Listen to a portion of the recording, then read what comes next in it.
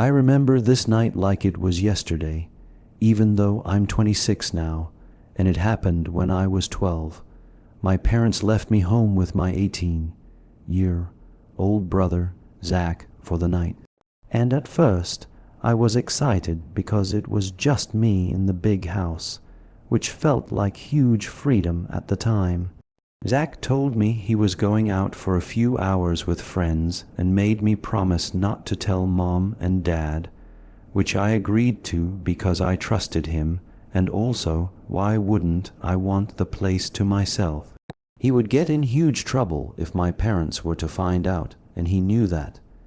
At first, I thought it would be fun to be alone, especially on a weekend night. I ended up in the den where I decided to watch a scary movie at that age while home alone. Not the best idea, which I learned the hard way. I had never been home alone for this long before, especially at night. And honestly, halfway through the movie, I started getting scared. Not entirely because of the movie itself, but because of the way the house sounded. The random creaks in the floor, the wind brushing against the windows, even the fridge clicking on periodically. Every time the movie made a loud sound, I would flinch, and I would look over my shoulder to behind the couch to the half flight of stairs that led to the main floor, expecting to see someone there. Eventually, I couldn't take it anymore, and I didn't know why I was subjecting myself to scaring the crap out of myself. I turned off the TV and ran upstairs to my room like a scared little kid, running from imaginary demons that follow you the second you turn off the lights. When I got to my room, I went into the bathroom that connected both to my room and my parents' bedroom, where I brushed my teeth as fast as I could and tried to calm down. After that, I went into my room to play Call of Duty Zombies on my Xbox 360, thinking it would make me a little less scared. I played for a few hours, losing track of time and focusing on the game. Eventually, my team and I died on zombies, and I got frustrated. I decided it was late and I should go to sleep, though. Not long after that point, I felt the vibration of the front door closing, and I assumed it was Zach coming back. I lay there awake listening to the sounds of my brother moving around downstairs, which was odd because usually when he'd get home, he'd go right upstairs to his room. But there were weird sounds coming from downstairs for too long where it started getting unusual. They were subtle little footsteps or indescribable thumps and thuds. I felt my stomach start churning a little. That stupid idea to watch that scary movie was really getting to me. I got up and went to the window to look outside, expecting to see Zach's car in the driveway where he usually parks. But it wasn't there. That's when the real panic set in. I had no cell phone at the time. I was only 12, so I had no way to contact my parents or Zach without leaving the bedroom and going to one of the house phones, which felt impossible at that moment. I quietly tiptoed to my bedroom door to confirm that it was locked, knowing that the lock could be unlocked from the other side with just a fingernail. I knew that if someone wanted to get in, they easily could. I looked around and decided the only safe place to hide was the small Crowan closet built into the wall of my room. I squeezed inside, shut the door carefully from the inside, and tried to calm myself as I listened. It was at this point that I vividly remember hoping that I was just being overly paranoid, and that it actually was Zach. Maybe he parked on the side of the house instead. Seconds later, I heard someone fumbling with the door trying to get in. And then moments later, the door opened. The person was inside my room, and I had no idea who it was or what they wanted. I stayed completely still, listening to footsteps moving around my room, feeling the floorboards creak beneath the weight of someone walking and hearing things being moved and shifted around. Every second felt like an eternity. I was terrified that the closet door could open at any second and I could be dead. I still prayed it was my brother, but I stayed quiet, barely breathing and hoping that whoever it was would leave. I could hear them dragging something across the floor at one point, which made me even more nervous. I felt like hours had passed, though it was probably only minutes. Eventually, I heard footsteps receding and moving away from my room. I stayed in the closet for what seemed like forever, likely 2 hours, until finally I heard Zach calling my name from across the house. His voice sounded urgent and pissed off, and a few moments later he came into my room and called my name again. I stepped out of the closet, and the first thing he did was yell at me, asking what I was doing in there and what I had done to his room. It was this moment that confirmed to me that it was in fact not my brother who was in the house. I explained the situation as quickly as I could, still shaking and unable to stop my hands from trembling. Once he understood, we both got up and started looking around the house together. That's when we realized how bad it really was. Drawers had been pulled out. Some of our electronics were missing, including TV and gaming consoles. It was clear someone had been through the house and had taken things that were valuable. Zach immediately called the police, knowing that this was serious, and we waited together, still on edge, checking doors and windows to make sure nothing else was taken. The police came and made a report, writing down everything that was missing and asking us questions about what happened. They told us they would investigate and that we should wait for our parents to get home. Around 4:00 a.m., our parents arrived. My dad was furious and went straight for Zach, smacking him square in the face for being such a careless idiot. Not only leaving me alone, but leaving the front door unlocked. My mom checked on me, gave me a hug, and told me she was just glad I was safe. Zach was forced to pay monthly rent from that point on to slowly pay back for all the things that were stolen, and treated with extreme caution after that night. I, on the other hand, was not punished at all. I was just shaken up, terrified of what had happened, and the whole experience stuck with me for years. Every time I thought about it, I could feel the fear all over again, remembering hiding in that closet and hearing someone walking around my room, not knowing if I would make it out alive. It was by far the scariest experience of my life, and it has stayed with me even now.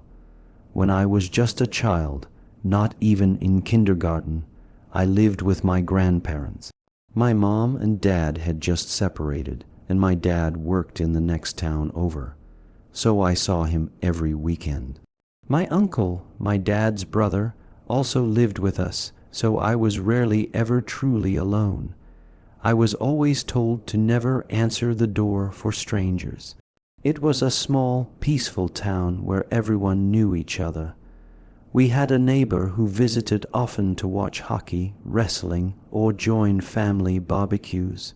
I'll call him David. He was friendly with both my grandpa and my uncle.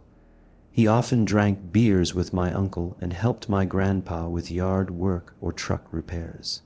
If my grandpa came home with a moose from hunting, he and David would haul it into the shed together. One night I was briefly left home alone. My grandma was at bingo and I'd called for a pickup. My grandpa told me he was going to get her and asked if I wanted to come. I refused because I was watching cartoons. He reminded me not to open the door for strangers. Then he left. As soon as I saw the truck pull away, the house got quiet. Only a few minutes later, someone knocked at the door. I ran up and asked out loud who it was, and I just heard David's familiar voice identifying himself. I told him that my grandparents weren't home, and he replied that he had just seen my grandpa leaving. I told him my uncle wasn't home either, and he said he had been talking to my uncle on the phone, and knew he was out drinking at a friend's place. Then he asked to come in. I told him I wasn't allowed to open the door for strangers, and he insisted he wasn't a stranger since he was our neighbor and someone I already know.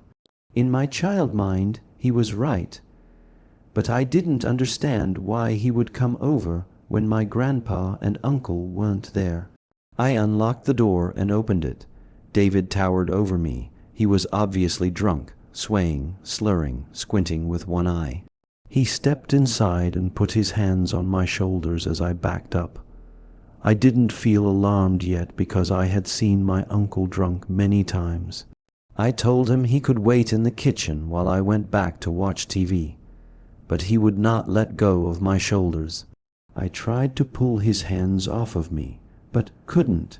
His voice changed, filled with anger, and he said things that frightened me, though I can't remember the exact words now, only the fear that they put in me. He dragged me into the kitchen and grabbed a large knife. He pressed the tip against my belly and asked if I wanted to be stabbed. When I cried, he told me to quiet down or he would cut my tongue or my throat. He dragged the dull side of the blade across my throat to show he was serious. Then I heard my grandparents' truck pulling in. Car doors closed outside. Relief flooded me, and I was about to scream for help, but David clamped his hand over my mouth. He turned us both toward the doorway just as my grandma entered. Her smile vanished when she saw him holding me with a knife. She screamed for my grandpa to get inside immediately. My grandpa rushed in, yelling in shock and fury as he demanded to know what was happening. He took one look at David holding me hostage and charged forward, shouting at David with pure rage. David shoved me to the floor. My grandma rushed over, grabbed me tightly, and blocked me from seeing what was happening while telling me I was safe. I could still hear the struggle. Eventually, my grandpa overpowered him. When I finally looked up, my grandpa was shoving David out the door, yelling at him to never come back and then slamming the door. As I grew up, I realized David had waited deliberately. He must have known my uncle wasn't home and that my grandma was at bingo. He had seen my grandpa leave. That was his moment. I was too young to understand his intentions. Years later, after my grandpa's funeral, when I was sitting with my grandma discussing memories, I brought up that night and how heroic grandpa had been. She looked uneasy. She said it was truly a terrifying night. She asked if I remembered that my grandpa went out hunting that same night. I faintly remembered him leaving, even though hunting at night wasn't something he usually did, unless it involved camping. When I asked why he left, she claimed she didn't remember much. It got me thinking. They never called the cops to press charges on him. And I never saw him again after that night. My grandpa was respected in the community. He was friends with, as well as went to the same church as some police officers, and was known to be a good hunter. No one would ever question if they saw a bloody tarp in the back of his truck, and he was driving out of town late at night. This story happened a few years ago during spring break in 2020, when I was 15. I was home alone one night while my parents were out of town. I was just hanging out in my room when I got a call from one of my mutual friends from school, who I'll refer to as Mason.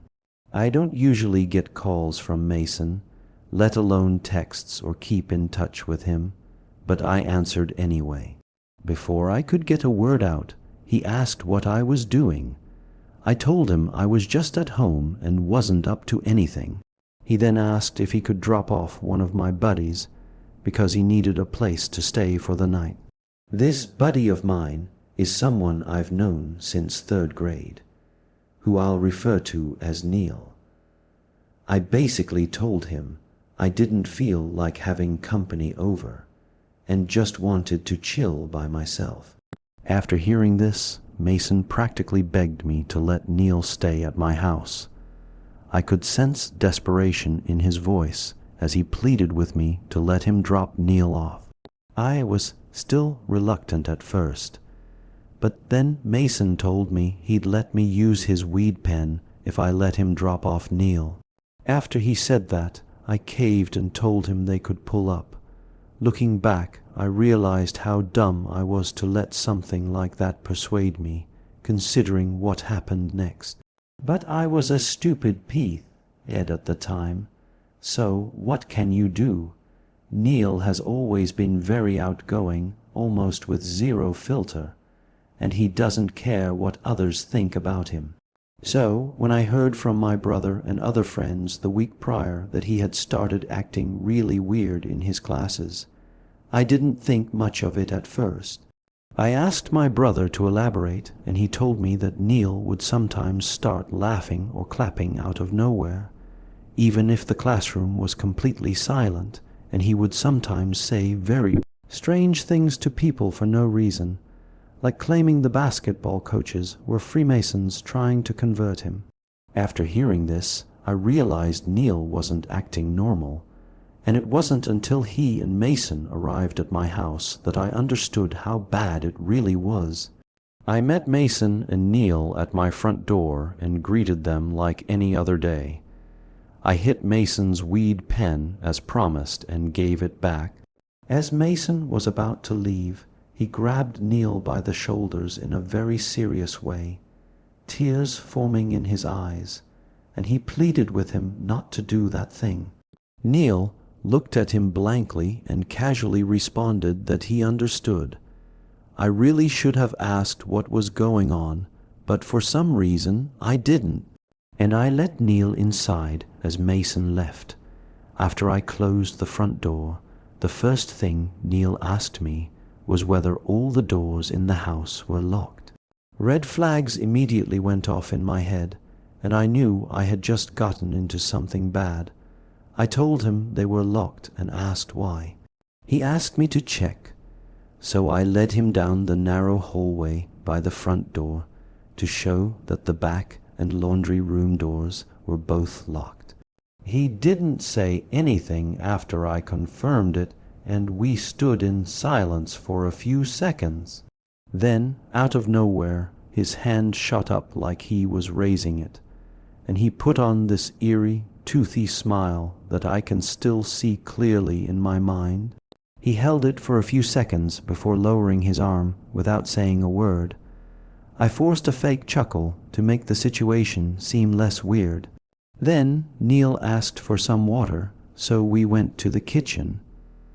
As I grabbed bottles from the fridge, I noticed him lingering by the drawer with silverware, including the knives. I watched as he slowly opened the drawer and reached for a steak knife. Without thinking, I ran over, grabbed his hand before he could take it, and slammed the drawer shut. Neil didn't react or move. He just stared at me and let out a chuckle like he was pretending it was a joke. At that moment, I could feel my heart pounding in my ears, and I was frozen in fear. The kind of fear people describe in life or death situations. I had never felt like my life was in danger until that moment, and I could only focus on how I was going to get Neil out of my house. He finally broke the silence by suggesting we go to the park in the neighborhood. I agreed as if nothing happened. We walked to the laundry room leading to the driveway, and I intentionally let him out first. I told him I needed to put shoes on, which I did. He paused and subtly looked disappointed, telling me to hurry up. I shut the door, locked it immediately, and called my brother to explain what had just happened. After finishing the call, I grabbed every knife in the kitchen and brought them upstairs to my room. Keep in mind, I was stoned at the time, so my decision-making wasn't perfect, but I knew I needed to prevent Neil from forcing his way back into the house.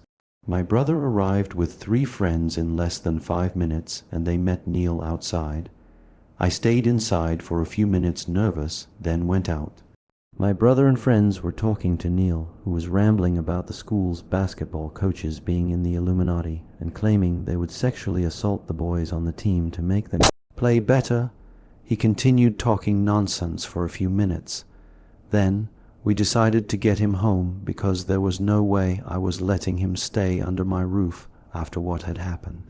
One of my friends eventually took Neil home, even though he insisted he couldn't go because he believed his dad was going to kill him. After all of this, I called Mason to ask what Neil had said to him that made him act that way, and Mason explained that during the car ride, Neil had been reading a manifesto claiming he needed to kill himself or someone else to prevent his dad from trying to kill him. Mason had panicked and just wanted to get rid of Neil, which explains why he sounded so desperate to drop him off at my house earlier. After hearing this, I lost my mind and asked Mason why he would just dump Neil at my house without warning me, though I knew part of the fault was mine for not asking sooner. Later, it was revealed that Neil had taken drugs he shouldn't have, which triggered schizophrenic episodes and caused him to hear voices. About a month later, I told my mom the story, and she was not thrilled, to put it lightly. Needless to say, I avoided something truly horrific that night by being on edge when Neil entered the house, and I still think about what could have happened if I hadn't paid attention to him in the kitchen. I was 10 years old when this happened. My mom had gone grocery shopping that day, and she asked if I wanted to come. I remember making a big stink about not wanting to. It was a warm, sunny afternoon, and I just wanted to stay home and shoot hoops in the street. I told her nothing bad would happen, and she would only be gone for a couple of hours. She finally gave in and let me stay. As soon as she pulled out of the driveway, I grabbed the old basketball from the garage and started shooting around in the street where we had a hoop set up. I shot around for a while doing little games with myself, pretending I was down by one with a buzzer shot. I was sweating a little from running back and forth, and at one point I stopped to catch my breath. I bounced the ball lazily and looked around the neighborhood as I caught my breath. That's when I looked up toward the house. At the upstairs window, someone was staring down at me. It was only a shadow behind the glass at first, like someone was standing back from the sunlight. I stared for a good second or two before the shape shifted slightly, and I realized it wasn't some kind of trick from the sun. Someone was up there at the window looking out at the street. None of my family was supposed to be home. My sister was at college, my dad was at work, and my mom was across town buying groceries. I dropped the basketball without meaning to. The window was my sister's room. The blinds were half open, and the figure was right behind them. I say figure because that's all I saw. No distinguishable features. I didn't know what else to do except run inside and see who was home. I ran around the side of the house and through the backyard gate. I burst inside and slammed it shut behind me. I yelled up the stairs asking who was home. My voice cracked when I yelled it. For a second, I didn't hear anything. Then a voice answered from upstairs. It said, "Rad, come upstairs." It wasn't my mom. It wasn't my sister, and it wasn't my dad. It was deeper than any of their voices, but not deep like a grown man trying to sound scary. It sounded like someone trying to sound normal. I didn't go anywhere near the stairs. I ran straight through the house, grabbed the house phone off the kitchen counter, and sprinted back outside as fast as I could. I called my mom and told her someone was in the house, and she didn't believe me at first. She told me that's not something to joke about, and she said that she was almost done shopping, but I started basically crying into the phone, telling her I wasn't joking, telling her I heard someone call my name from inside, and there at the upstairs window. She finally believed me when I started sobbing and begging her to come home. She said she was leaving the store right now. After she hung up, she must have called the police because a cop car pulled up at the same time my mom's car turned into the driveway. She ran to me asking where I saw the person. I pointed to the upstairs window. The police went in first. My mom followed them inside after a minute or two. I waited out front. I didn't want to go back in there. For 10 minutes, I just stood there staring at the upstairs window. No one appeared at it again. Eventually, one of those officers came out and told me it was safe to come inside. I went in and pointed upstairs to the room where I saw the man. They checked the closets under the bed behind the dresser.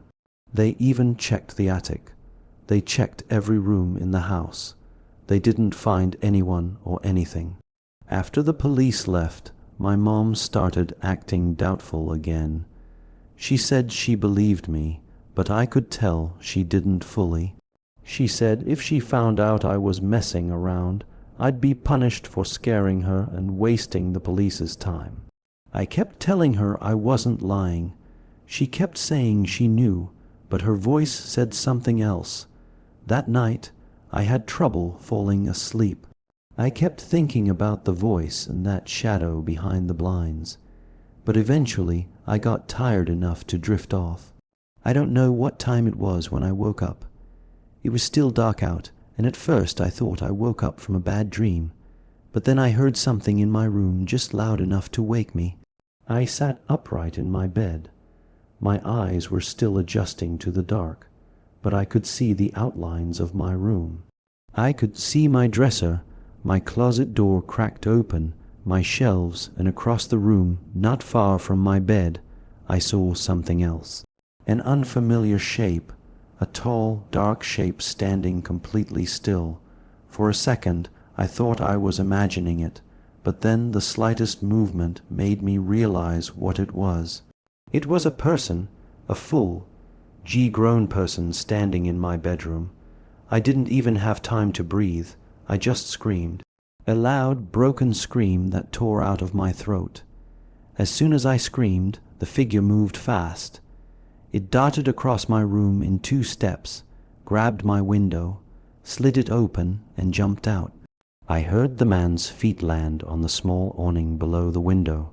My parents burst into the room as soon as I screamed. My dad ran straight to the window and looked out. Then he ran downstairs and out the back door to try to find whoever it was. I'm fairly certain he ran out there barefoot. He came back a few minutes later out of breath. He kept shaking his head and saying he didn't see anyone. They called the police again, but that time it was mostly just to file another incident report and for the cops to scout the area. We don't know how long he was in the house. All I know is he was inside during the day long enough to know my name, and he was watching me from my sister's window, and he stayed in the house until nightfall. That or he snuck in and out of the house through my bedroom window by climbing up on that awning. Either way, he was in my room while I slept, standing there in the dark. Who knows what else he did while he was in the house?